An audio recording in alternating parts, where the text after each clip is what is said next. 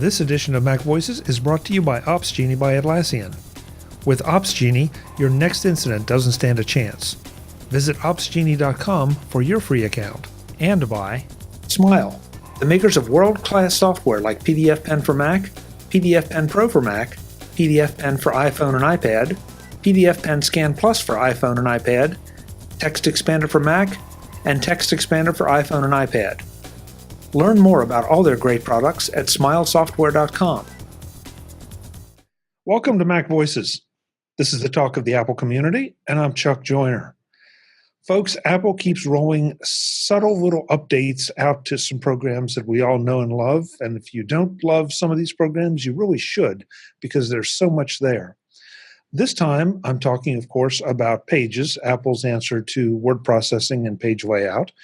And we have the guy who wrote the book on Pages, Mr. Michael Cohen, to talk about his newest update to his second edition of the Pages, Take Control of Pages book. Michael, this is version 2.3 of the book? Right. The big number is the edition number. The small number is the update number. So it's the third update to the second edition. Now, we've talked funny here with Take Control authors about major new additions and about updates. But I don't know that I don't recall that there's been a book that had this many updates to an edition. That may be my fault that I'm not remembering it, but it does seem like this is what you need to do to keep up with what Apple's been doing with Pages.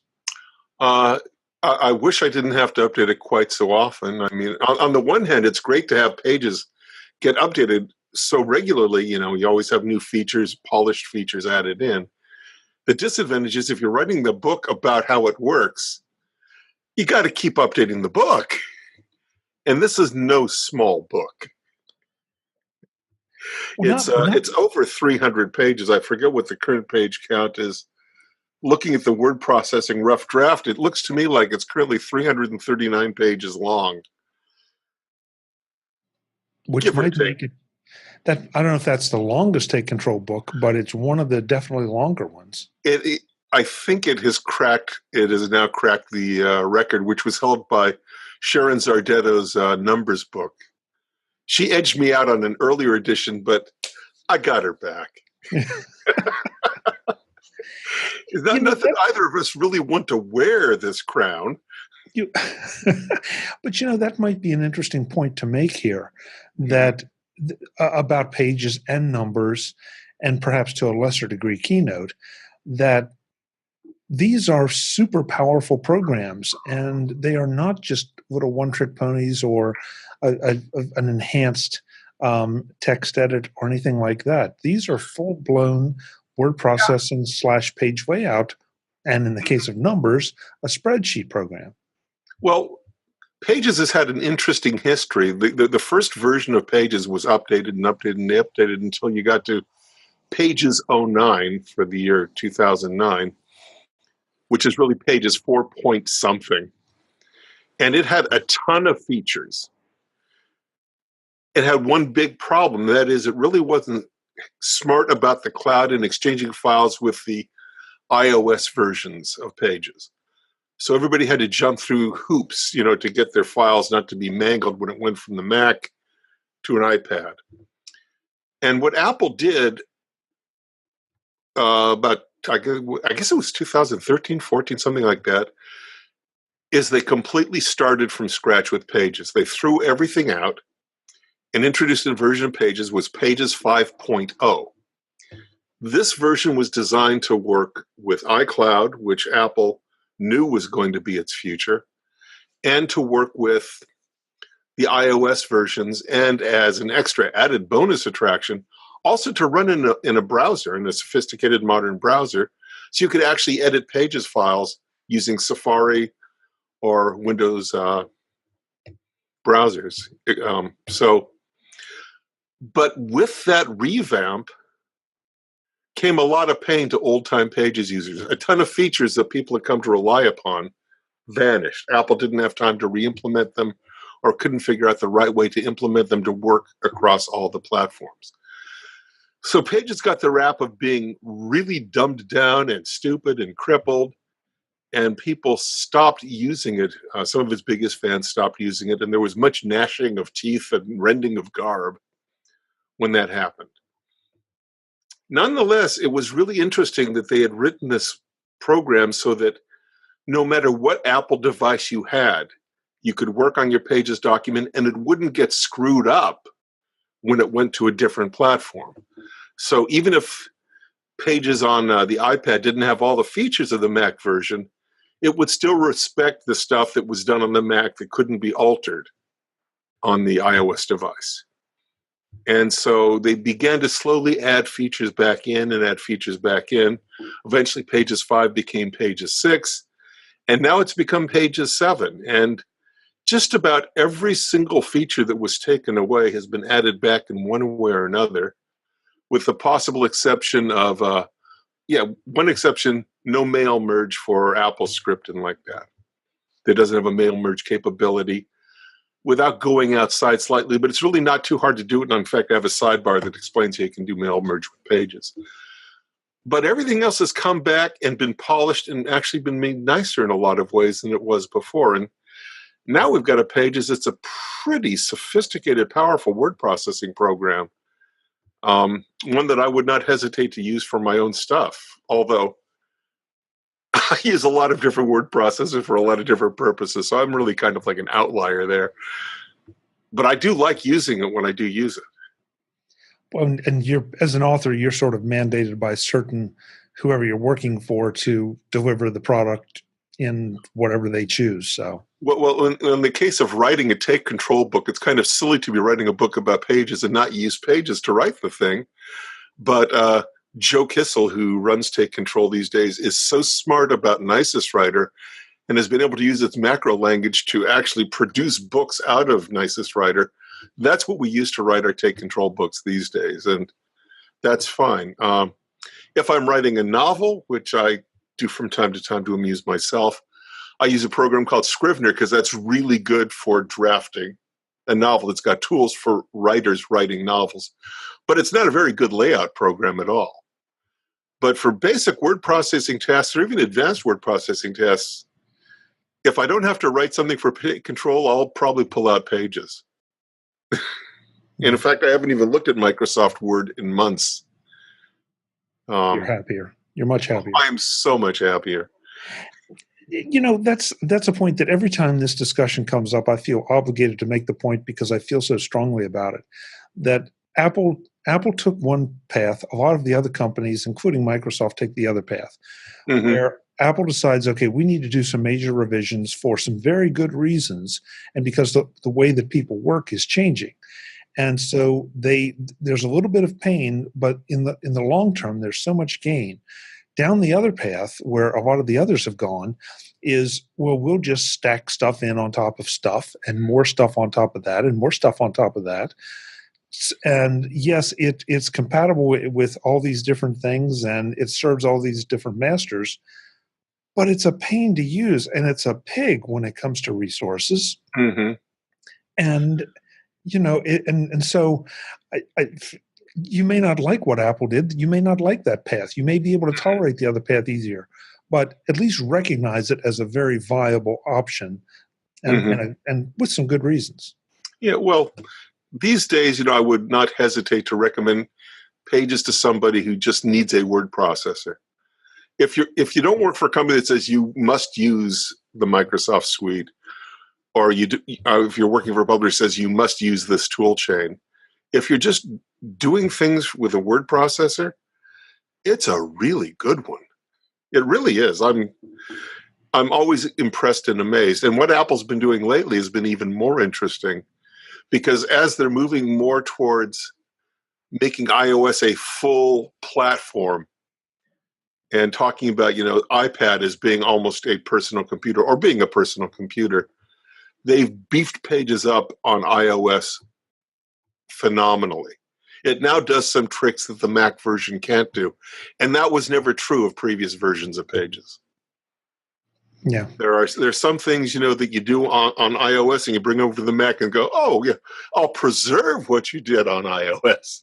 But if you want to do the same thing here, sorry, get yourself an iPad or an iPhone. Right. or even an iPod Touch. But iPad's better. Yeah. Well, so we've talked now about the history of Pages, and we've expressed some opinions, but I want to get to some of the updates that caused you to do yet another update to this book. And when you sent me the list of things, I was kind of blown away because there's some that I knew about, haven't had the chance to use, or just haven't really needed. There are others that I think maybe have been made that I didn't really notice because they were rather subtle. But the sheer number of them impressed the daylights out of me. It's a relatively extensive list, and this list is only the stuff that I actually cover in the book.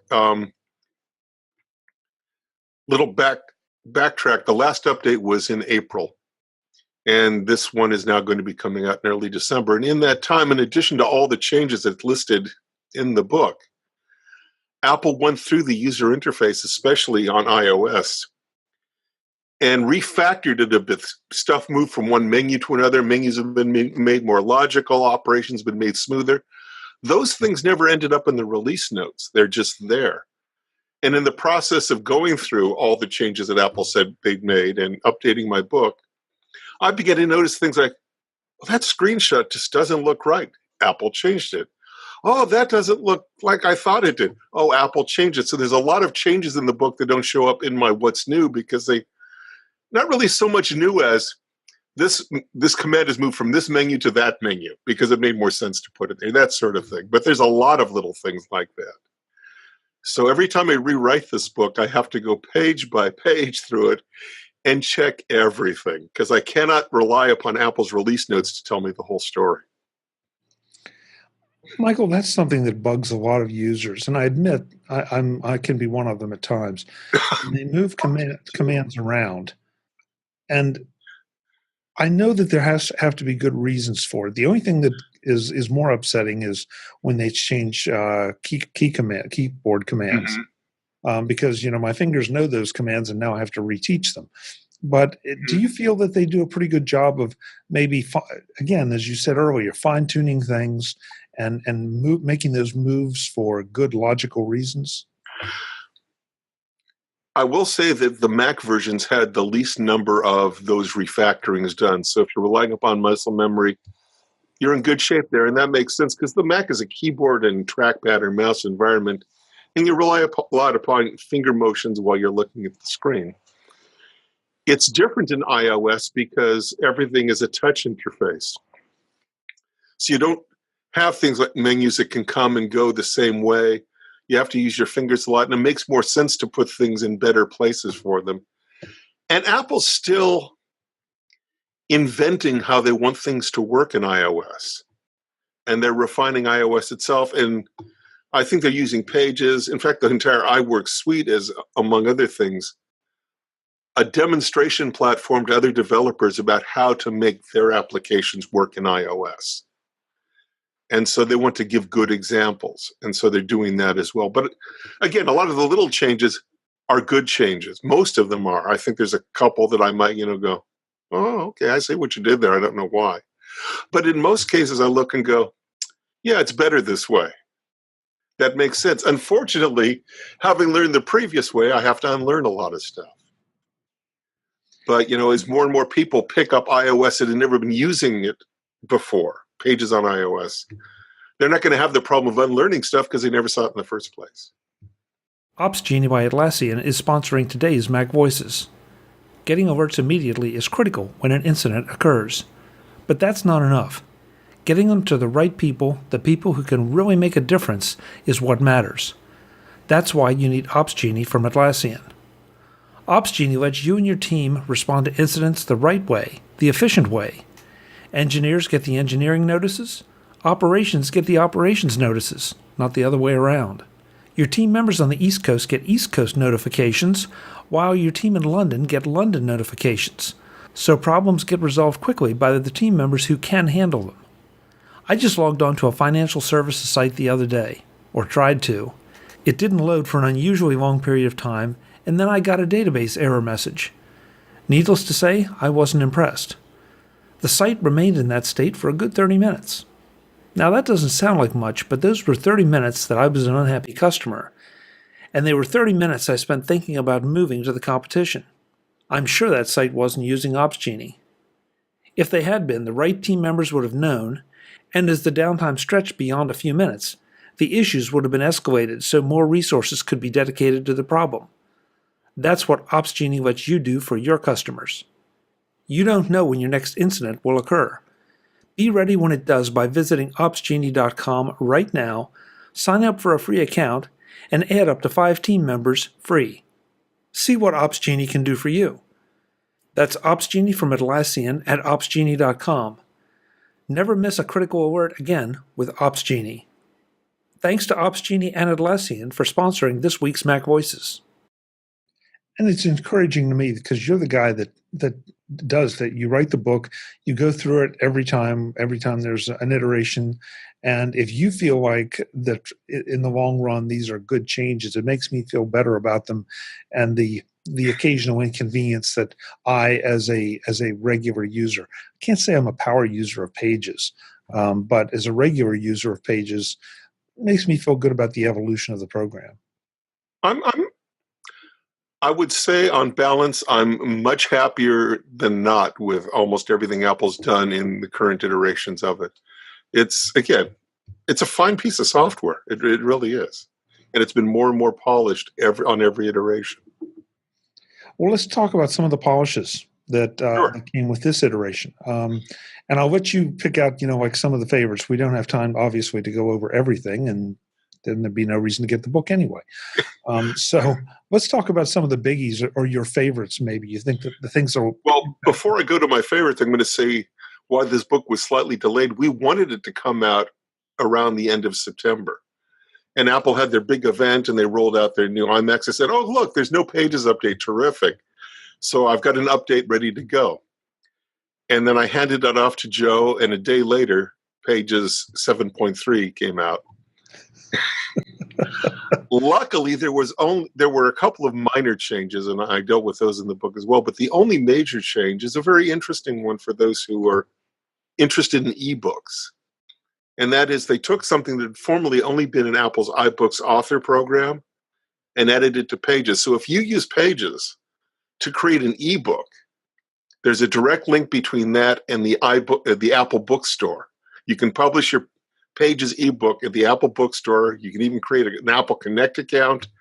They walk you through the whole process. So if you actually want to be a self-published author, that was added to Pages 7.3. I'm not sure I would use that personally because I already have a publisher and he handles all this stuff and I don't have to worry about it. But it's a nice thing to have. So that was the big change in 7.3. And so I thought I'd get that out right up front. That's why this is out when it came out, or coming out when it comes out. Psst, secret information for the audience. As we're talking, the book is not quite out yet. By the time you see it, it will be. But right now it's going through the last editorial pass. And we do that, of course, folks, to make sure we get you the best information as fast as we can. But we don't tease you by saying, well, it's coming out. This will be released as much as possible, day and date when the book is released. Right. Well, let's see some of the other interesting changes. There are a couple of cool ones. One is that you can now finally do audio recordings inside of Pages.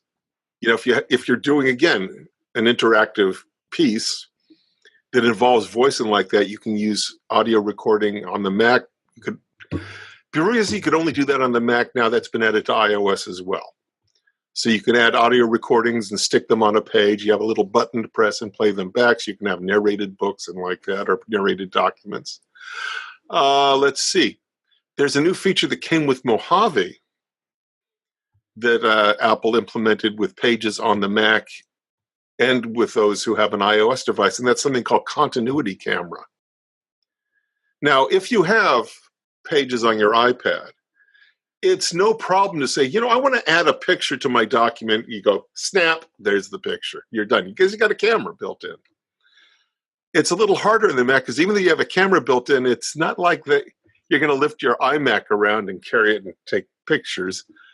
Well, you could, but I wouldn't do that. And even with a laptop, that's kind of ungainly. But continuity camera says, well, you've got an iPhone, right? If you have it near your Mac, you can use the camera on your iPhone, take pictures that pop up on the Mac. You basically click on the page, and there's an option to import photos from a camera that's connected via Bluetooth to your Mac. So you can go with the camera, take a picture, and it goes into the page on your Mac document. Or you can do video the same way. So that's kind of very cool, you know. And the camera is not just for photos, because you also have, the camera is good for scans. So if you have like a document you want scanned, you can use your iPhone or iPad camera to take a picture of that document, and it will show you the square area and arrange it as though you'd run it through a scanner. It will insert that scanned document in your Mac document. So that's a nice thing. I've not had the occasion to use the continuity camera idea, and I at first, when it was first announced, I sort of questioned it, because so many of us are so particular about our documents and what we shoot and then what we add into our we're particular about our photos and which ones go in our documents. And then I stepped back and said, you know, there are times that just first of all, the iPhone camera is great, so you have a good chance of getting something really good. But sometimes just for a quick and dirty document, it will add a lot of it will definitely add things to, you know, your ability to communicate whatever your message is. So it was an interesting feature, and the more I've thought about it, I can see myself maybe using it at some point in the future, or at least being much more aware that it's there. Well, if you're traveling, you know, with your MacBook, you know, on business, and you also happen to have your iPhone, and you're submitting receipts, you know, to your company for meals you've had on the road, it's a lot easier to just put that receipt down, take a picture of it with your iPhone camera, and have it inserted into your Pages document of your expenses. And you've got the scan of it right there, because it's not just a photograph. It will actually do it as a scan, so it will be arranged properly, black and white if you want it. So that's a use I can see using right off the bat. Right. On those days when I did travel. These days, they don't let me out of the house much. Well, that's no, I'm not going to pass judgment on that. I'm just going to let that go. So what else do we have? They've beefed up the support for what are called page layout documents. And those, ordinarily in a Pages document and in most word processors, you got a big text area that flows from page to page. You type, you get to the bottom of the page, it automatically jumps to the next one. But you can create Pages documents in what are called page layout format, in which there is no text area per se. You put them on each page yourself, you link them together. They can flow from one to another, from one box to another as you like. But now they've added to page layout documents the ability to use things like MathML notation or LaTeX for doing equations and like that, which is a really useful thing, because Pages is being used an awful lot in education. And they've added that capability for page layout documents. You couldn't do that before.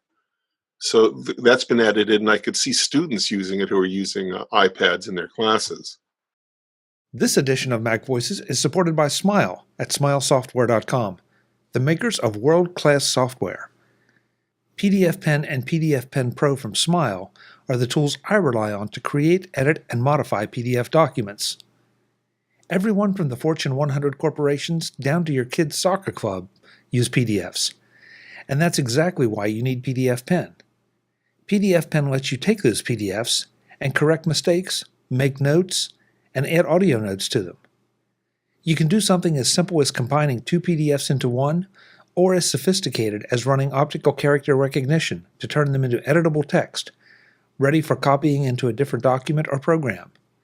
You can watermark your PDFs, and not just stamp a graphic or watermark on them, but create something custom, an image or text block that can be made semi-transparent and can be made to appear behind the text. Headers and footers used to be just for word processing documents, but PDF Pen lets you create either or both for your PDFs. so you can add page numbers and decide what the range of pages the numbers appear on. Line art and logos can be selected, moved, and modified to your liking, or eliminated altogether. Images can be resized as you wish. And of course, if you need to redact a word or block of text, you can do so totally and securely, without having to worry that someone might get to that information. Perhaps best of all, PDF Pen and PDF Pen Pro just keep getting better. New capabilities are added regularly to make sure that you have all the control of your PDFs that you want. PDF Pen and PDF Pen Pro are available directly from Smile at smilesoftware.com. Download demo versions today and find out just what you can do with your PDFs that you didn't think was possible. And while you're there, check out all the other great Smile productivity apps, like Text Expander for Mac, Text Expander for iPhone and iPad, PDF Pen for iPhone and iPad, and PDF Pen Scan plus OCR. All from Smile at smilesoftware.com, the makers of world-class software. Thanks to Smile for their support of MacVoices. Other minor things, page layout documents, you can now specify a colored or graphic background for a particular page, which is, again, a cool thing because one of the things you can do with a page layout document is make posters.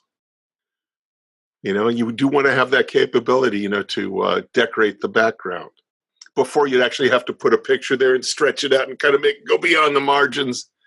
Now you can just set up a page background, and different pages can have different backgrounds. The little tiny touches, like if you have shapes or text boxes on your page, you can add fills to them, which is nice. Gradient fills, colored fills, image fills, what have you. Again, for making something look pretty impressive. Let's see. One feature, I'm not sure why you'd want to do it. Now, actually, I have thought of one reason why you'd want to do it, and that's animated drawings. And this is an iOS feature. If you have an Apple Pencil, but even if you're drawing with your finger, you can add drawings on iOS to a Pages document. You can actually draw right on the page. You say, make a drawing. It gives you a little canvas area, and then with your Apple Pencil or your finger or some other stylus, you can make that drawing right there. With the animated drawings, it keeps track of the drawing strokes you made, so you can play them back. So you can actually see how the drawing was created. Well, that sounds kind of fun and not really all that useful until you realize, there are some human languages that are written with brush strokes and drawn in a certain order. Some Asian languages come to mind. And if you actually can show somebody how you draw that Chinese character or that Arabic character, where you start and where you stop, it helps teach those languages a lot more efficiently. And you don't need anything special. You just draw it and you can play back the drawing. You're done. No special animation skills required. I have not heard of that use for that feature. I've seen, and we all have. They're all over YouTube. That some pretty sophisticated drawings that are done with that mode in a program that is not Pages. Mm-hmm. And to watch an artist create some of these things is absolutely fascinating for those of us that don't know how to, can't, mm-hmm. and will never learn how to do it. Certainly, but yeah. But that's a practical use that I would never have thought about. But it's a great idea, and hopefully it'll give somebody else listening to this an idea how to use it too. Well, yeah, it's a fun thing. My demonstration is I can actually draw a rough freehand drawing of Fred Flintstone because he was designed to be really easy to draw. And so now I have an animated drawing of Fred Flintstone being drawn, that I sometimes whip out and show people just for laughs. This is how you draw Fred. Let's see. Minor feature that's really important. On iOS, you can now actually set custom paper sizes. Before, you were limited to A4 and 8.5 by 11. Now you can specify custom page sizes just like you could on the Mac. The iOS version in Pages 7.2 and 7.3 has grown up and just about achieved parity with the Mac version. There's very little you can do on the Mac that you can't do on iOS. And there's some things you can do in iOS that you can't do on the Mac at this point. And I'm not sure I agree with your assessment of that. of the importance of that feature. I think that's a hugely important feature Uh-huh. because I've Oh no, I think it's minor in the sense that it doesn't draw attention to itself, but when it's there, you go, "Thank God it's arrived."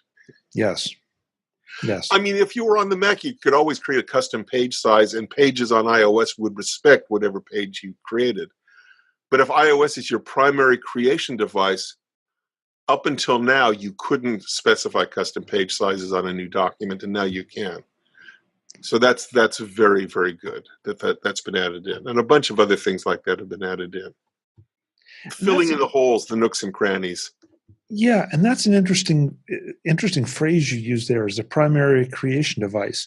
It does feel like, especially in the case of the iPad, but and maybe to a lesser degree with the iPhone, that these are starting for some people, and I'm not going to say I'll say many, not most, but many people, it is becoming their productivity device of choice or Mm-hmm. one of their primary productivity devices. And so if I have something like that, I don't have to go over to my Mac, set it up, and then start to work on it on my iPad. I can just start right from my iPad at a coffee shop or at a restaurant or wherever I am. Mm-hmm. And that's a pretty good shift. And it's nice to see Apple is addressing some of those things.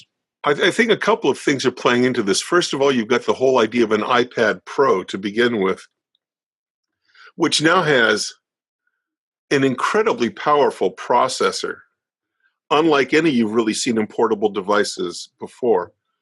It really is as powerful in many ways as a Mac in terms of processing power. And there's multitasking has now come to the iPad Pro. They sell it aside with the smart stylus, the Apple Pencil, the smart keyboard, which turns it into pretty much a little laptop. So that's one thing. You've got pro users who may be taking this device out when they would ordinarily have gotten a MacBook Air or something like that for traveling. Then there's Apple's push in education, their rollout in the spring, which prompted the previous edition of Take Control, the previous version of Take Control of Pages, when they released a bunch of new features, was because they were introducing a bunch of stuff to iWork, including Pages, for use in the classroom. And they're making a big push for students to be using Pages on an iPad as the primary word processor. But if you're going to do that, it's got to be capable enough to do what you would do with a primary creation device. So those two things, the iPad Pro and the fact that you've got that push into education, have forced Apple to really bring Pages on iOS up to speed. I think that's my theory, and I'm sticking with it. Well, you should know. I mean, if anybody does. We tell stories to make sense of reality. One feature I saw that, and I want to make sure I read it here, but I really like this: browse templates by category in iOS. Mm-hmm. Because I know I have a number of templates I've saved because there's certain things that you create or recreate on a regular basis. So you save them as a template, and it just cuts down on the time. Mm-hmm. And now the ability to find those easier in iOS makes it a little more likely that I will use my iPad a little more to work on those. Exactly. Again, it's one of those things that it's not a marquee feature that you can go out and make a TV ad about. Ooh, you can choose templates by category now on this flat panel. But when you got it, you're really glad it's there. It's one of those lovely grace notes that make it a much better program. And again, there's a lot of things like that have been added in. Just making it work better, more smoothly. Fewer hoops to jump through when you want to do something. Thank you for that last, because that sort of segues into my question. With all these little niceties and changes and everything, do you feel like we're starting to see any of that bloat or any of that inelegance creep in? Or is Apple doing a pretty good job of folding it into the existing Pages navigation infrastructure? I think they're doing as well as they can, given the fact that there's a wide variety of things that the program does. But what's always been good about Pages since Pages 5 came out is their contextual Their contextual interface, basically. If, they got a little sidebar called the inspector sometimes, called the sidebar other times, which is where your controls are for things like formatting text on the page or formatting graphics or what have you. And what appears in that sidebar varies depending upon what you have selected in the document. This is on the Mac. It doesn't quite work the same way in iOS, but it's got that same contextual flavor. If you select some text, you've got a style popover that will show you things you can do with text. If you selected a shape in your document and you hit that same tool, you'll see a list of things you can do with that shape. There aren't any text formatting commands there because you're not dealing with text. And so there's a lot of features there, but you only see the ones that are relevant to you, depending on what you're working on. At the same time, there's a lot of stuff that we like to call mystery meat interfaces. You don't know where it is or how to find it. And in fact, that's a book that I may be working on after I release this one. There's a lot of things in the Apple interfaces now that are hidden, that you wouldn't stumble across unless somebody told you about it. Back in the day, back in 84, 85, when Apple was just creating the Mac to begin with, there were these human interface guidelines, and the whole idea of discoverability was really paramount, that nothing would be hidden. Your commands would all be on menus or on buttons that were visible. But in the days of iOS and in the days of web browsing and in the days of so many features, there's not enough room on the screen to put all the controls, you've got to experiment. You mouse over something on your Mac and controls appear. Move the mouse away and they disappear. You see it in programs like Mail. You've got the little sidebar of all your mailboxes. But if you hover over the header of one of those, you see commands to hide, show, create new mailboxes that goes away when you move your mouse. And you'd never know it was there unless you knew to point exactly at it. And there's a ton of stuff like that. And there's stuff like that on the Mac. There's stuff like that on iOS. There's stuff like that in the browser. And so that you still need some guidance. And Apple does an okay job with documenting some of it, but some of it is just stuff you stumbled upon, serendipity. There's a thing in the camera, for example, that where you switch between 1x and 2x photographs. But if you hold down on that 1x, 2x button, you actually get a dial that you can actually dial in the exact increment you want. That you didn't know it was there until you thought to do more than just tap that button, but to hold on it. All sorts of things like that. Yeah, and again, this is another one of those forks in the road where one platform seems to gravitate toward we're going to go palette happy and we're going to give you everything right there, and you're digging through what looks like a field of wheat, mm-hmm. or you hide them like that and make them pop up when you need them. Mm-hmm. I think it was I can't remember the program, but Kai Krause did something like that way back on some of the graphics programs he created. Uh-huh. And I remember hearing him talk about them, the idea that, okay, we're not going to give you certain tools until you're ready for them, mm-hmm. whether it was project-based or just experiential. Mm-hmm. And if it was an intriguing idea back then, everybody was doing a lot of experimentation with interfaces. And it's funny to see how that concept has been implemented and has grown up a little bit in the modern interfaces. Well, also, in 1984 through 94, something like that, people were just coming to computers. I mean, personal computers entered the world in the late 70s. The idea that you would even own a computer was outrageous until then. So we've got a bunch of people who had to be acclimated to what you could do on a computer, how you issue commands to it. But we're now in 2018, and we have generations of kids who have grown up playing games and knowing how to search for things and discover things. And we're 20 years or more into the internet era. I mean, HTML, it's like 1991 it came out. So now we're almost 30 years into this.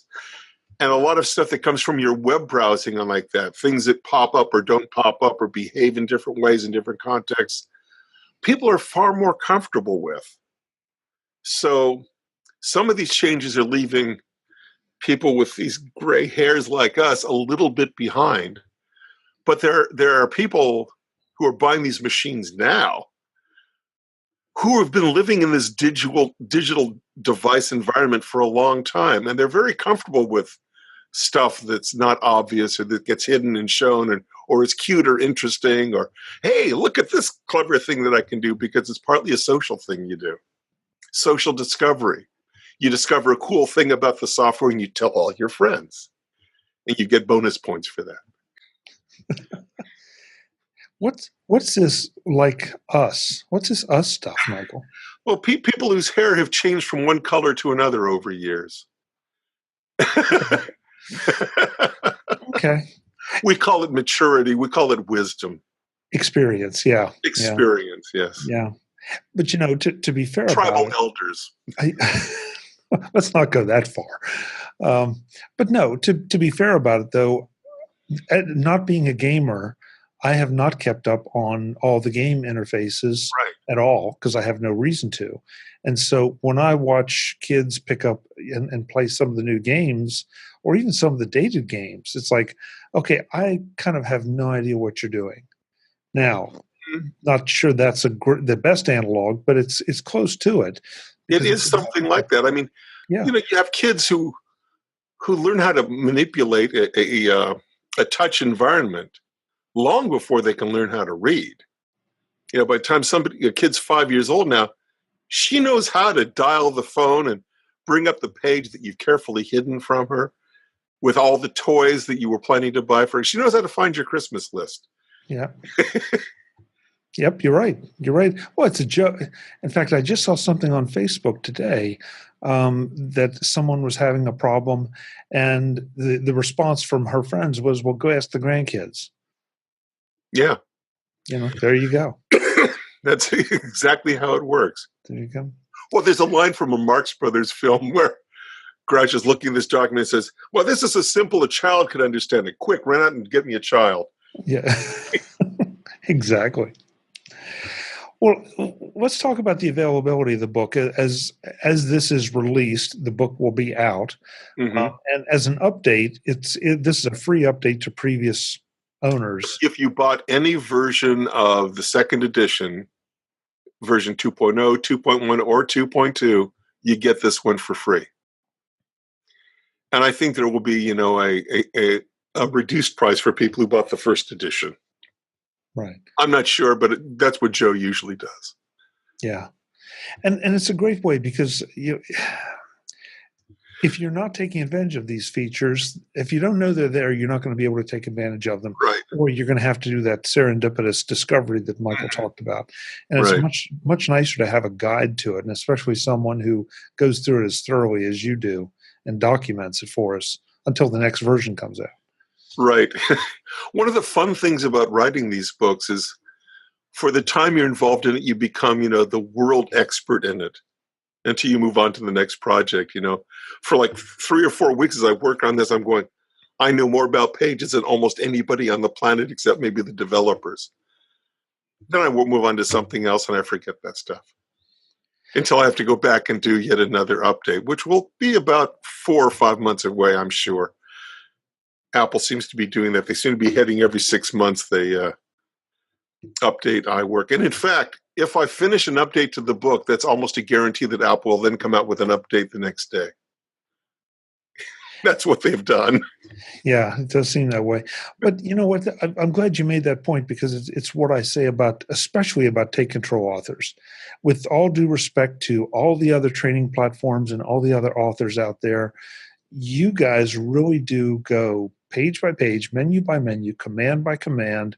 You really dig in and do things thoroughly, but you don't burden us. Even though we were talking about how large this book is, you don't burden us with things we really don't need to know, but you make sure that we know everything that we are most likely to use, and then you give us a little more in case we go looking for it. So, as a matter of fact, if you use Pages only on the Mac, this is really only like about a 125-page book. If you use it only on iOS, it's only about like a 125-page book. If you use it just in a browser, Again, the same. It's just that I'm covering Pages on Mac, Pages on iPad, Pages on iPhone, which is a lot like iPad, but they are not identical. And then Pages in a web browser. So I've had to cover all of them. Right. But if you're not using all of them, that all you need is a third or 2/3 of the book, depending on what you use. But everything But is it's right nice there. to have it there. And it also gives you, even if you're not using the other platforms, it gives you some concept of what happens when you go from one device to another and what is possible and what isn't and why. It gives the reader some perspective. Yeah. And that's another good point, that you can't. We were talking about feature parity, but it's almost not realistic to expect 100% feature parity from the Mac the whole way over to the iPhone with the iPad somewhere in the middle. It makes sense to have the features that are easiest and most used for that screen size and that platform to be implemented, and anything else just becomes junk and cruft. So, well, in fact, the developers, I think, have done a pretty good job at figuring out how to make all of the riches of Pages available in surprisingly different ways depending on the platform, ways that feel more natural for the platform they're on. On the Mac, if you want to move a shape and twist it around, there's various mouse movements you can get. On iOS, you can do things with 2 fingers and turn it, and you get all sorts of controls that you just couldn't do without a sophisticated Magic trackpad, and even then you might not be able to pull it off so well. So again, they've played to their advantages. The iOS version is very friendly with the Apple Pencil, and you can do a lot with it. The Smart Annotations feature, for example, is pretty darn clever. Whereas if you don't like typing margin notes, you can actually scribble them in the margin with your Apple Pencil the way we used to do it back in the day. And those annotations will flow with the text. If you add 2 paragraphs to that page and you've marked it up, the markings move down the page to make room for the new stuff, as they should, as you'd expect them to. But it's not a simple trick to pull off, but the developers did it, so it does seem simple. Yeah. Well said. Well said. Well, this can be had, of course, the book can be had at takecontrolbooks.com. And just to reiterate, it is the 3rd update to the 2nd edition of Take Control of Pages. Right.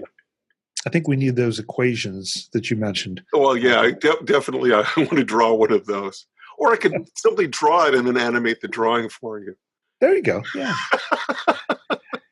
Hey, thanks so much for the time. It's always a pleasure to talk to you, and we really appreciate all the work you put into this book, along with all the other Take Control books, to keep us up to date on exactly what all we can do with these programs and with our machines. Well, it's always a pleasure to talk to you, Chuck. Well, we'll do it again soon. I hope so. Maybe not for a Pages update. I'd like to do another book now. Okay. The Mystery Meat book. Yes. Yes. Okay. The hard part is finding a title. Take control. No, never mind. That's not going to work. Yeah, don't even go there. No, I'm not going to. Folks, I'm Chuck Joyner. This is MacVoices. Michael's going to go look for a title for that new book, and we'll be back with more soon. Thanks so much. Visit MacVoices.com for show notes and to connect with Chuck on social media. Get involved in our MacVoices Facebook group and get more out of your Apple tech with MacVoices magazine, free on Flipboard. And if you find value in it all, consider supporting us at patreon.com/MacVoices and join these folks who help keep MacVoices coming to you. Advertising handled by Backbeat Media at backbeatmedia.com. Bandwidth provided by CashFly at cashfly.com.